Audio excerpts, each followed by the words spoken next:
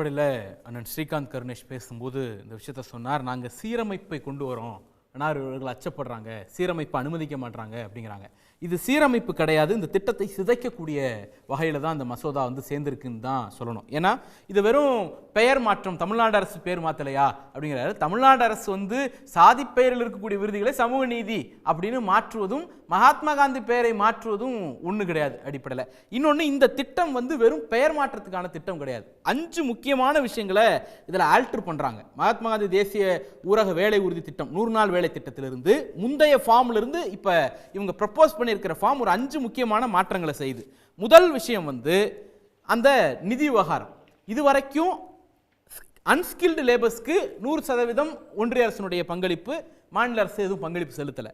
Semi skilled skilled லேபர்ஸ்க்கு 75% union government, state government 25%, மெட்டீரியலுக்கு 75% union government, 25% மாநில அரசு.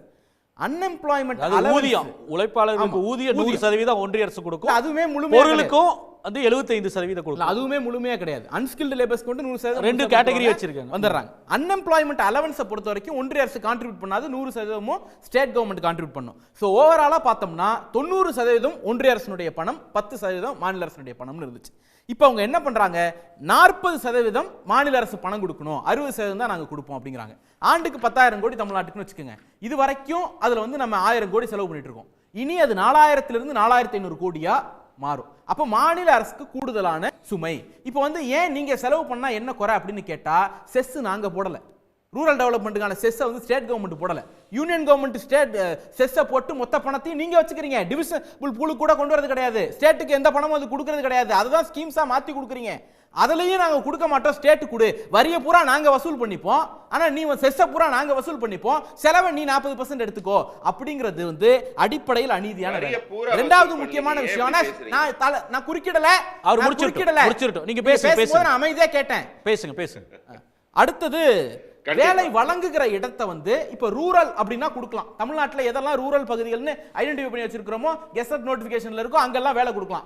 இனிமே எந்த இடத்தில் வேலை கொடுக்க வேண்டும் என்பதை டெல்லியிலிருந்து தீர்மானிப்பார்கள். உடுமலைப்பேட்டைக்கு பக்கத்துல ஒரு கிராமத்துல வேலை கொடுக்கணுமா வேணாமாங்கிறத டெல்லியில உட்கார்ந்து ஒரு ஐஏஎஸ் ஆஃபீஸர் தீர்மானிப்பார். தஞ்சாவூர் மாவட்டத்தில் அதிராம்பட்டினம் பக்கத்துல ஒரு சின்ன கிராமத்துல வேலை கொடுக்கணுமா கொடுக்க கூடாதாங்கிறத டெல்லியில உட்கார்ந்து ஒரு ஐஏஎஸ் ஆஃபீஸர் தீர்மானிப்பார். இது அடிப்படையில் முரணானது. இது மாநில உரிமையை மட்டும் பறிக்கல, அந்த பஞ்சாயத்தினுடைய உரிமையும் சேர்த்தே பறிக்குது, அந்த பஞ்சாயத்தினுடைய மக்களின் உரிமையும் சேர்த்தே பறிக்குது. இது இரண்டாவது மாற்றம்.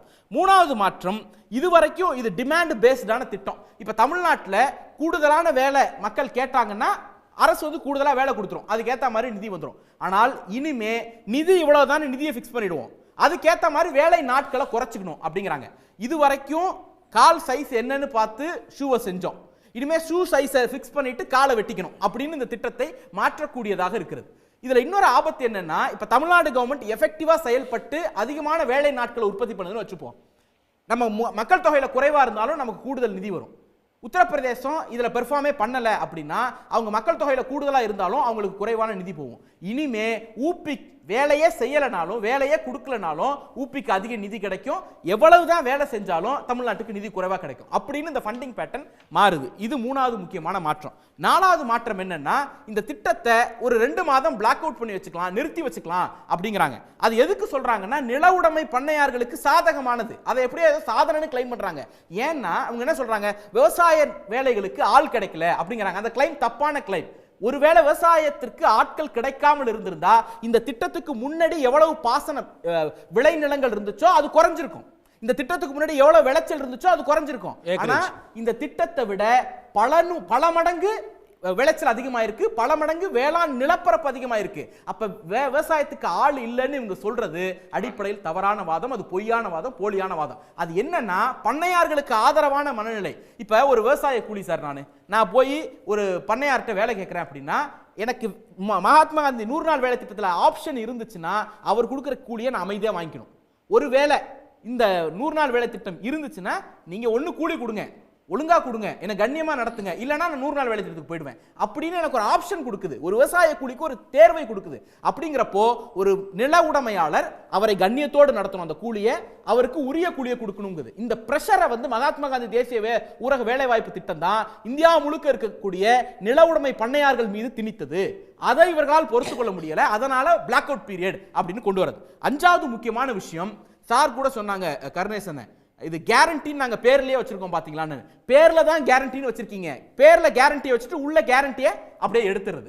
இதுவரைக்கும் இந்தியாவில் முதல் முறையாக கிராமப்புற ஏழைகளுக்கு right to work, right to எம்ப்ளாய்மெண்ட்டை உறுதி செய்தது இந்த திட்டம் தான். அதுக்கு முன்பு எதுவும் கிடையாது, இதுதான் முதல் முறையா.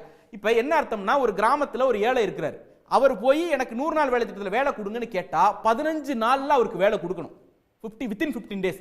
கொடுக்கலன்னா அவருக்கு அலவன்ஸ் கொடுக்கணும், அதாவது அன்எம்ப்ளாய்மெண்ட் அலவன்ஸ் கொடுக்கணும். கார்டு வாங்கி 15 நாள்ல கொடுக்கலன்னா இப்ப இனிமே என்ன பண்ணணும் அப்படின்னா, பட்ஜெட்டை நாங்க ஃப்ரேம் பண்ணிப்போம், நீ வேலை கேளு வேலை கேட்காம போ, அந்த உறுதி எல்லாம் உனக்கு கிடையாது. வேலை உரிமையை பறித்து நான் கொடுத்தனா வேலை செய், என்கிட்ட நிதி இருந்துச்சுன்னா வேலை செய், நிதி இல்லைன்னா வேலை கிடையாது, நான் வேலை கொடுக்கலன்னா வேலை செய்யாத அப்படின்னு மாற்றக்கூடியதாக இது மாற்றுகிறார்கள். ஒண்ணு. இப்ப இவங்க என்ன சொன்னாங்க, நதிநீர் இணைப்பு பத்தி சார் சொன்னார். நதிநீர் இணைப்பு அவரே முரண்படுறாரு. ஒரு பக்கம் பொக்லைன் வச்சு அரசு வந்து பயன்படுத்துது, மண்வெட்டியை தான் பயன்படுத்தணும்னு இருக்கு, இவங்க பொக்லைன் வச்சு பயன்படுத்துறாங்க அப்படின்னு குற்றம் சாட்டிட்டு நதிநீர் இணைப்பு ஏன் செய்யல, அதுவும் தமிழ்நாட்டில் உள்ள எல்லா நதியையும் ஏன் இணைக்கல அப்படிங்கிறாரு. எல்லா நதியையும் வெறும் மண்வெட்டியையும் கடப்பாரையும் வச்சு இணைச்சிடலாம்னு நம்பக்கூடியவராக அவர் இருக்கிறார்னா அதுதான் பாஜகவினுடைய மோசடி வேலையாக இருக்கிறது. இன்னொன்னு, இதே மாதிரி உத்தரப்பிரதேசத்துக்கு நிதி கொடுத்திருப்பீங்கல்ல, இதே மாதிரி குஜராத்துக்கு நிதி கொடுத்திருப்பீங்கல்ல, அங்கெல்லாம் எத்தனை நதியை நீங்க இணைச்சு காட்டினீங்க? ஒரு 100 நாள் வேலை வாய்ப்பு திட்டத்தில் என்னென்ன பணிகளை எடுக்கணும்ங்கிறது ஒன்றிய அரசாங்கம் பிக்ஸ் பண்ணுது, இந்த பணிகளை தான் எடுக்கணும் அப்படிங்குது. அதை மீறி எந்த பணியும் நம்ம எடுத்துட முடியாது. அடுத்தது, அங்க ஊழல் நடக்குது, இங்க ஊழல் நடக்குது, செங்கல்பட்டு பக்கத்துல 25,000 ரூபாய் அக்கௌண்ட்ல போட்டாங்க அப்படிங்கிறாங்க. பல கேசஸ் இருக்கு உத்தரப்பிரதேசத்துல, உங்களுக்கு வந்து சம்பால்ல, கோண்டால பல 100 கேசஸ் இந்த மாதிரி இருக்கு, சிபிஐ வழக்குகள் இருக்கு. அங்கெல்லாம் இது மாறிடுச்சா? சோ ஒரு பஞ்சாயத்துல நடக்கக்கூடிய ஒரு சின்ன முறைகேட்டுக்காக ஒட்டுமொத்த திட்டத்தையும் நாங்க சிதைப்போம் அப்படிங்கிறது ஏற்றுக்கொள்ள முடியாது. இது ஊழலை நிறுத்தும் அப்படிங்கிறதுக்கு இந்த சட்டத்துல என்ன சரத்து இருக்கு? எதிர் அடிப்படையில் நீங்க அந்த கிளைம் எடுக்கிறீங்க? அப்படி எந்த புள்ளியும் இதுல இல்ல. இந்த திட்டத்தை சிதைப்பதற்கான நோக்கம் தான் இருக்கே தவிர இதை மேம்படுத்துவதற்கான நோக்கம் இல்ல. ஏன்னா இவங்க என்ன சொல்றாங்க, இப்ப வேலையே நடக்கல அப்படின்னா அதை கண்டுபிடிக்கிறதுக்கு ஜியோ டேக்கிங் ஃபெசிலிட்டி இருக்கும், அதை ஒரு சாதாரண சர்க்குலர் போட்டு நிறைவேற்றிட்டு போயிடலாம். ஆதார் பேஸ்டு பேமெண்ட் அப்படிங்கறத சாதாரண ஜிஓ போட்டு சர்க்குலர் போட்டு நிறைவேற்றிட்டு போயிடலாம். அதை விட்டுட்டு நான் இதை ஒரு எலிமெண்டா வச்சுட்டு ஒட்டுமொத்த சட்டத்தையும் சிதைப்பேன் அப்படிங்கிறது. 125 நாள் வேலை கொடுக்குறாங்க, அதுக்கு நீங்க சந்தோஷப்படணும் அப்படிங்கிறாங்க. ஒன்றிய அரசாங்கத்தினுடைய இந்த கண்டிஷன்ஸ் இருக்குல்ல, இதெல்லாம் அமல்படுத்தினா 50 நாள் கூட வேலை பார்க்க முடியும், வேலை கொடுக்க முடியாது.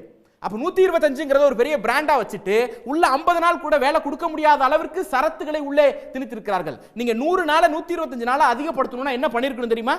ஒட்டுமொத்த நிதி அலோகேஷனை அதிகப்படுத்தி இருக்கணும். 2023-24 89,000 கோடி செலவு பண்ணிட்டு அடுத்த பட்ஜெட்ல 86,000 கோடியா குறைக்கிறீங்க. நீங்க நிதியை குறைச்சிட்டு வேலை நாள் அதிகப்படுத்தினா எப்படி அதிகப்படுத்த முடியும்? அப்ப ஒண்ணு. ரெண்டாவது, பணியாளர் எண்ணிக்கை அதிகப்படுத்தி இருக்கணும் நீங்க வேலையை கூட்டணும்னா. மூணாவது, பணி நாட்களை நீங்களே நீட்டிச்சு கொடுத்துருக்கலாம்ல. வெறும் இப்போ வந்து தமிழ்நாட்டில் 12 கோடி மேன் பவர் டேஸ் அப்படின்னா அதை 15 கோடி எக்ஸ்டெண்ட் பண்ணி கொடுங்க, 20 கோடி எக்ஸ்டெண்ட் பண்ணி கொடுங்க. அதை விட்டுட்டு நீங்க வந்து இதெல்லாம் இந்த மாதிரி ரிஃபார்ம் எதுவுமே பண்ணாம திட்டத்தை சிதைக்கக்கூடிய வேலைக்குள்ள போயிட்டு இருக்காங்க. அதுதான் இதனுடைய பிரைமரி பிரச்சனையாக இருக்குன்னு நான் பார்க்கிறேன். உடனுக்குடன் செய்திகளை தெரிந்து கொள்ள சன் நியூஸ் பெல் ஐகானை கிளிக் பண்ணுங்க.